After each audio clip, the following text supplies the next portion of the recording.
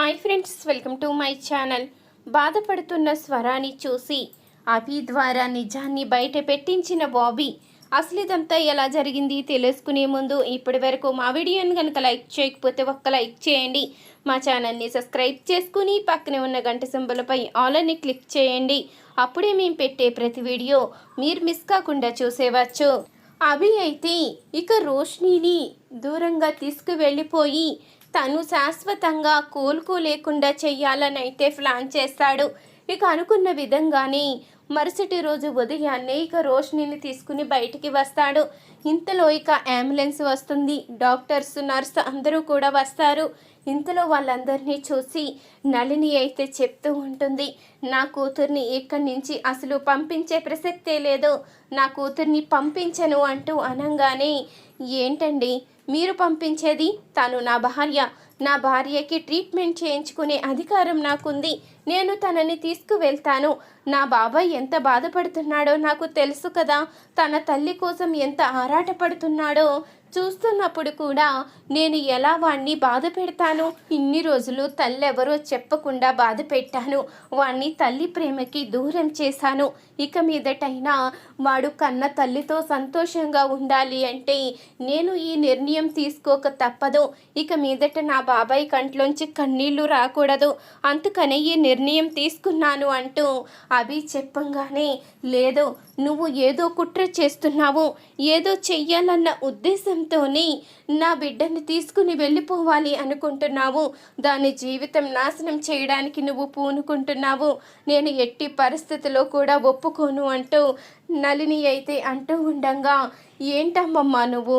అబ్బాయి అంత అలా చెప్తూ ఉన్నా ఎందుకు ఒప్పుకోవడం లేదు? అబ్బాయి చాలా మంచివాడు, అమ్మ మీద ఇప్పుడు ఎలాంటి కోపం లేదు. నా కోసం అమ్మని తీసుకువెళ్తాను అంటుంటే నువ్వేంటి, ఎందుకు అలా బాధపడుతున్నావు అంటూ అడుగుతూ ఉంటాడు. బాబీ అయితే, నీకు తెలియదు బాబీ, నేను మాత్రం పంపించను, నా కూతురికి నేనే ట్రీట్మెంట్ చేయించుకుంటాను అంటూ అనంగానే ఇంతలో ఇక అభి అయితే అంటూ ఉంటాడు, అదేంటండి మీ పెత్తనం ఏంటి? ఏదో ఒంటరిగా ఉంటున్నారు కదా, కూతురు కోసం బాధపడుతున్నారు కదా అని ఇక్కడ ఉండిస్తే మీరేంటి ఇలా మాట్లాడుతున్నారు? ఇప్పుడే నేను నా భార్యను తీసుకుని వెళ్ళిపోతాను అంటూ అభి అయితే బలవంతంగా ఇక బయటికైతే తీసుకుని వచ్చేస్తాడు రోష్నిని. ఇంతలో అప్పుడే ఇక స్వర, కాశీ ఇద్దరు కూడా ఆటోలో అయితే దిగుతారు. ఇక రోష్నిని బలవంతంగా బయటికి తీసుకురావడం, బ్యాగ్ తీసుకువెళ్ళడం ఇదంతా చూస్తున్న స్వర అయితే కంగారుగా వచ్చేస్తుంది. ఏమైంది, ఎక్కడికి వెళ్ళిపోతున్నారు అంటూ అడుగుతూ ఉండంగా, ఎక్కడికి ఉంది స్వర, నా కూతుర్ని ఎక్కడికో తీసుకువెళ్ళిపోతాడంట, ఎక్కడో ట్రీట్మెంట్ చేయిస్తాను అంటున్నాడు, అంటే శాశ్వతంగా నాకు దూరం చేసేయాలని ప్లాన్ చేశాడు స్వర. నువ్వు చెప్పేది నిజమే, నీకు అన్యాయం చేసినందుకు ఆ దేవుడు ఇప్పుడు నాకు తగిన శిక్ష వేశాడు. నా కూతుర్ని నాకు దూరం చెయ్యాలని ఈ అభి చూస్తున్నాడు. వీడి ప్లాన్ గనక నెరవేరితే నా కూతురు భవిష్యత్తే నాశనమైపోతుందమ్మా. నీకు అన్యాయం చేసినందుకు నేను అంత శిక్ష అనుభవించలేను. నా కూతుర్ని నేను దూరం చేసుకోలేను. నేను ఏం చేసినా నా కూతురు కోసమే చేశాను. ఇప్పుడు ఆ పని వల్ల నా కూతురే దూరం అవుతుంది అంటే నేను ఎలా సహించగలను? నేను అసలు సహించలేనమ్మా. నీ బిడ్డని నువ్వే తీసుకుని వెళ్ళిపో. నాకు నీ బిడ్డ అవసరం లేదు. నా కూతుర్ని నార్మల్ మనిషిగా నేను మార్చుకుంటాను అంటూ అనంగాని ఇంతలో స్వర అయితే అభిని అడుగుతూ ఉంటుంది, మళ్ళీ ఏం ప్లాన్ చేసావు అభి? ఏమని అనుకుంటున్నావు నువ్వు? తనని తీసుకువెళ్ళి ఏం చెయ్యాలి అనుకుంటున్నావు అంటూ అడుగుతూ ఉండంగా, ఏంటి నీకేం సంబంధం? నీకు మాకు ఏం సంబంధం లేదు. నా భార్యని నేను తీసుకువెళ్ళడానికి నీకు కారణాలు చెప్పాలా? నీకు ఎట్టి పరిస్థితిలో చెప్పే ప్రసక్తే లేదు. నువ్వు ముందు ఇక్కడి నుంచి వెళ్ళిపో అంటూ అనంగానే, ఏంటి వెళ్ళిపోయేది? నా బిడ్డని నాకు దూరం చేస్తాను అంటే నేను ఎలా చూస్తూ ఊరుకుంటాను? నేను సహించేదే లేదు. బాబీ, నా మాట నమ్మరా?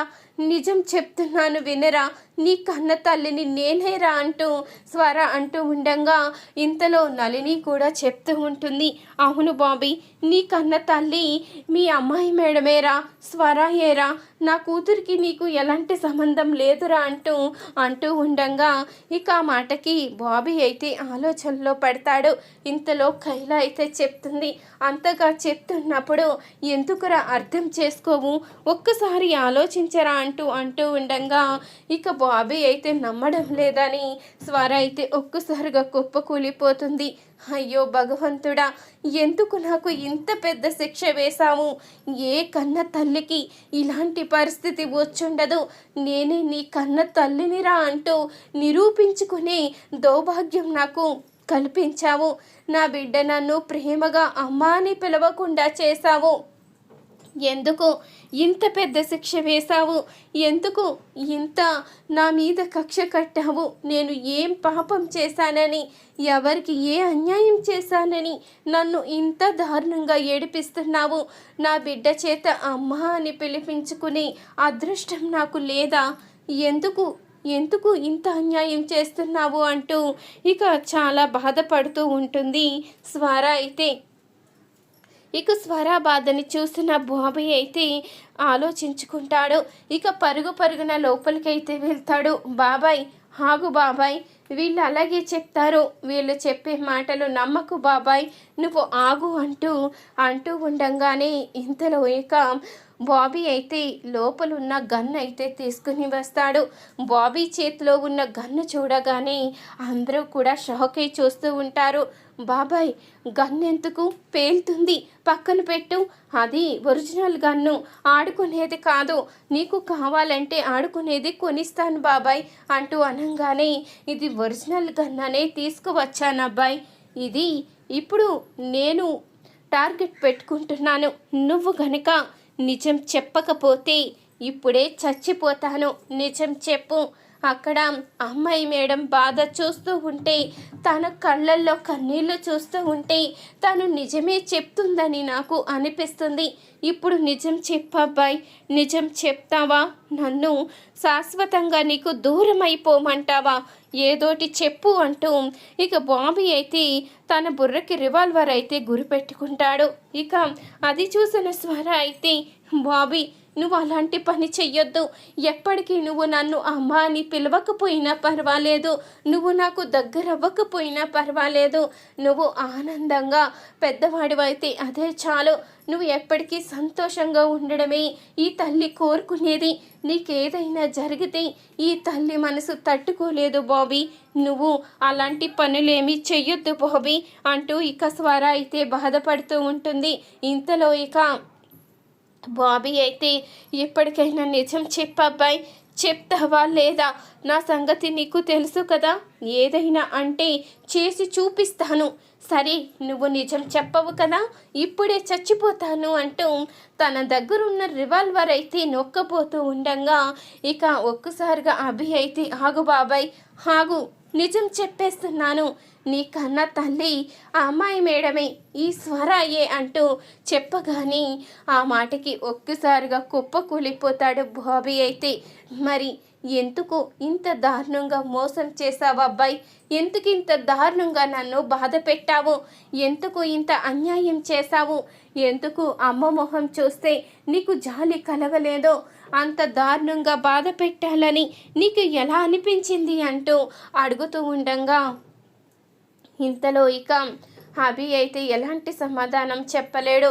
చెప్పు అబ్బాయి చెప్పు, ఎందుకు ఇంత దారుణంగా మోసం చేశావు, అమ్మ మీద కోపం ఉంటే మాత్రం నా దగ్గర మాత్రం ఎందుకు అబద్ధం చెప్పావు, రోష్ని అమ్మ నా తల్లి కాకపోతే ఎందుకు నువ్వు నా తల్లి అని ఫోటో చూపించి మోసం చేశావు, నిజం చెప్పు అంటూ బాబీ అయితే నిలదీస్తూ ఉంటాడు.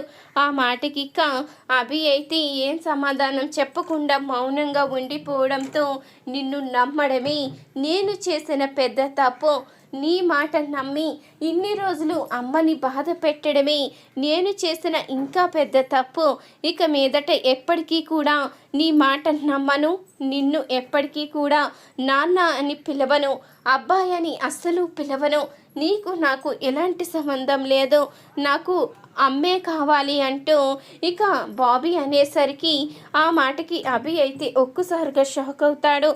ఏంటి ఎంతకింత శిక్ష, నేను ఏం చేశానని నీకోసమే చేశాను బాబాయ్, నీకోసమే చేశాను అంటూ అభి అయితే అంటూ ఉండగా ఇక అభి మాట అయితే వినిపించుకోకుండా బాబీ అయితే స్వర దగ్గరికి వెళ్ళి అమ్మ అని పిలుస్తాడు. ఇక స్వర కూడా చాలా ఆనందపడుతూ ఉంటుంది. చూసారు కదా ఫ్రెండ్స్, రాబోయే కథలో ఖచ్చితంగా ఇలాగే జరగబోతుంది. ఇలాగే జరగాలి అనుకునేవారు మా వీడియోని తప్పకుండా ఒక లైక్ చేయండి, మా ఛానల్ని సబ్స్క్రైబ్ చేసుకుని పక్కనే ఉన్న గంట సింబలపై ఆల్ అని క్లిక్ చేయండి. అప్పుడే మేము పెట్టే ప్రతి వీడియో మీరు మిస్ కాకుండా చూసేవచ్చు.